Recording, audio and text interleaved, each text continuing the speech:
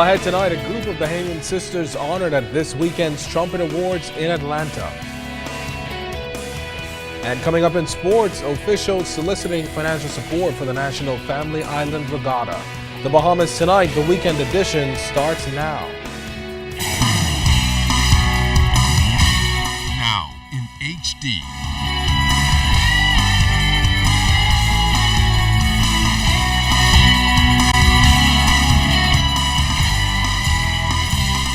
ZNS Network presents The Bahamas Tonight. This portion of the news brought to you by BTC Every Day. Good evening, everyone. I'm Candino Knowles, and welcome to the weekend edition of The Bahamas Tonight. A big weekend for the country at the Trumpet Awards Foundation's Weekend of Honors in Atlanta, Georgia. On Friday, the Prime Minister was inducted into the International Civil Rights Walk of Fame, and last night, 7 Bahamian women were honored for their success in a variety of fields. Opal Roach reports from Atlanta tonight that the honorees are well known in the fields of dentistry, law, interior design, fashion, fast food, and high-end dining. It was a red carpet affair at the 2014 Trumpet Awards. Among the honorees, American actress Alfre Woodard, Broner Brothers of B&B Hair Products, and the well-accomplished Bahamian divas, the Williams sisters. We're very, very much honored, and it means a lot because it says something about the Bahamas that we can now compete on the global, in the global village, and enjoy the successes that we see that other people enjoy. I'm very proud and very pleased that Sonona Clayton chose to give the Williams sisters this award. It says that we are very supportive, we love one another, and it speaks volumes to inspire other families to be close the way we are. What does it say for other Bahamian young women? For Bahamian young women, I think that if they're also close with their families, put God in their lives, as well as just love one another and do your very best, I think that's a good way to start. Always remain focused, because that's how you're going to make it in life. And the most important key in life is always to get an education, because that's always going to be the stepping stone to branching off into your other dreams. You know what we say? It's all about excellence. Give back to the community and you're blessed. Walking in her mother's and aunt's footsteps is radio personality Gandhi Pinder. She says she's proud of the ladies. It's an inspiration to me to see their bond as sisters, to just grow up and be able to see their success individually, and when they come together, how they support one another. I have over the years internalized, I think to a certain degree, their passion for excellence, their passion for service, and my mom always says, Gandhi, I want to be an agent of hope.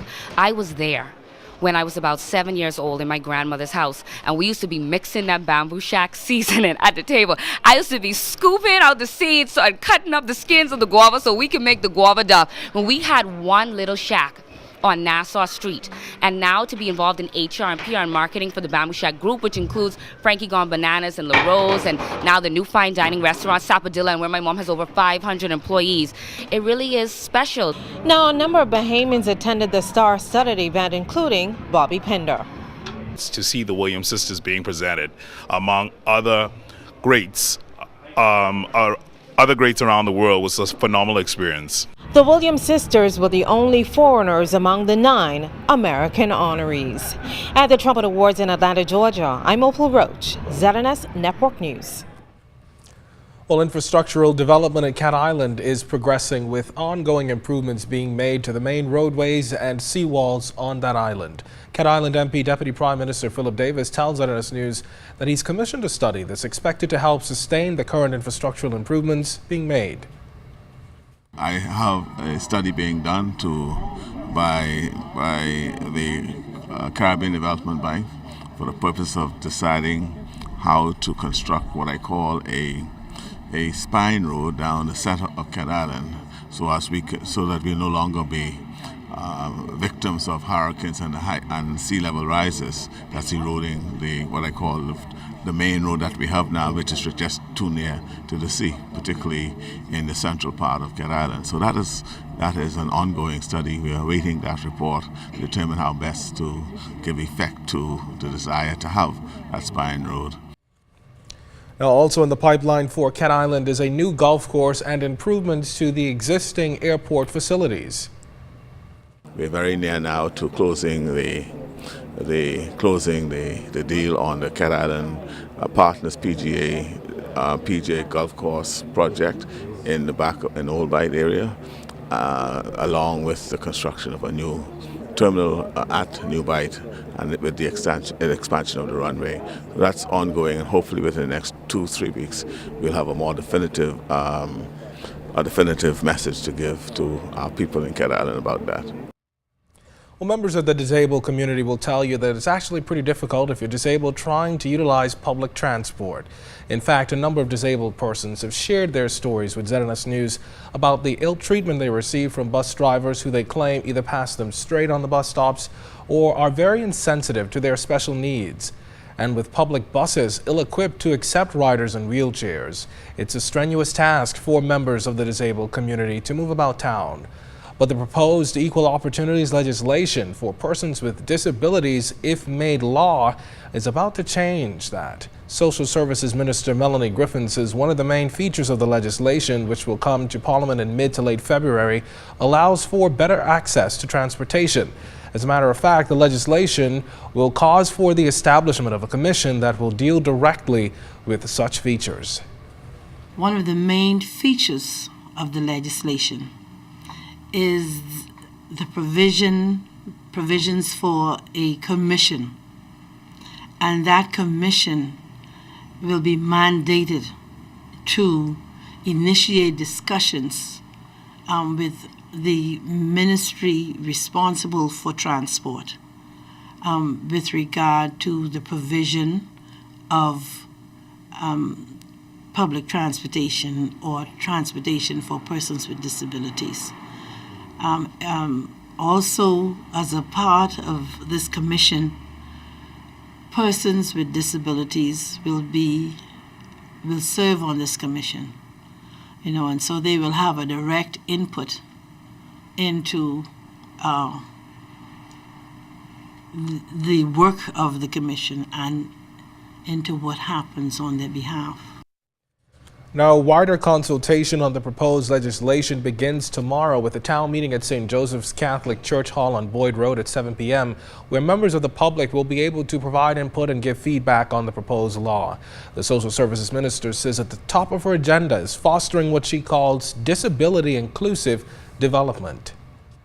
I want Bahamians to etch it on the walls of their minds that wherever a building or a public building is to be designed, they ought to include, their thoughts ought to always focus on whether or not the building is disabled friendly. So their persons with disabilities have to be included. You may have a ramp going up to a building, but when I reach the door, there's a step that my wheelchair can't get into, and so we have to always be thinking that whatever we do, we have a large number of our population who requires that we don't forget them. Now to crime news. Officers from the Firearms Tracing and Investigations Unit along with Drug Enforcement Unit officers arrested 6 men ages 42, 33, 32, 26, 23, and 22, all during a joint police operation yesterday. Police report that sometime around 4:30 p.m. the officers were tipped off before executing a search warrant at a home on Kemp Road.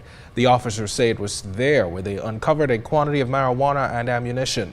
Police confirmed the 6 suspects will appear in court early this week on firearm and drug-related charges. Meanwhile, the police force's flying squad arrested 2 men ages 19 and 37 shortly after 2 o'clock this morning at a residence on Carmichael and Lazaretto Roads for a shooting incident on Saturday. A silver BMW vehicle reportedly stolen during the shooting incident was also recovered. Then 2 hours later, around 4:30 this morning, flying squad and mobile division officers arrested 3 men and a 33-year-old woman for possession of an unlicensed firearm. The officers apparently learned about gunshots being fired in the Blue Hill Road area. The officers were then led to a local bar on Blue Hill Road south of Dillard Street, where they found the 4 suspects. After searching the establishment, officers uncovered a handgun along with a quantity of ammunition. Police expect to charge those suspects in court early this week. And police need your help tonight solving an afternoon robbery. The incident, we're told, happened around 4 o'clock yesterday afternoon. According to reports, a man and a woman were on Jaws Beach in western New Providence when 2 men, allegedly armed with a firearm, robbed them of a backpack containing cash and other personal effects. The men also robbed the victims of their blue 2009 Suzuki Swift rental car, license plate number 271, and sped off. Police are appealing to anyone with information on this matter to contact the nearest police station. Well, insufficient parking is a major concern for students at the College of the Bahamas, and according to Acting President Dr. Erla Carey Baines, those concerns are being addressed. During an interview this week, the acting president said with the expansion of the college and the construction of the Franklin Wilson Graduate Business Center, students will not have to pay parking fees just yet. We've not implemented the parking fee as yet. And the reason that we have not done that is that we continue to develop our parking facilities. For example, with the construction of the Franklin R. Wilson Graduate Business Center, we will lose some 81 parking spaces. We have already replaced 50 of those parking spaces on the side of Chimmy. We intend to replace another 50 spaces, certainly by the end of this month. So we lost 81, we're replacing 100. Now, Dr. Carey Baines confirmed infrastructural upgrades to other facilities on campus are also in the pipeline. As you know, persons have been moved out of the Portia Smith. The old library has been renovated as our new Student Services Center. Based on our 2 days of meetings, the council chair has asked that a subgroup now put together all of the recommendations. We get back to him in 3 weeks' time, and then all of those plans will be laid before the council and then before the media and the wider community. And those plans will include our plans for the Portia Smith building. Well, still to come in the Bahamas tonight, hundreds turn out for a gala event last night in aid of a worthy cause. Here are the details after this break.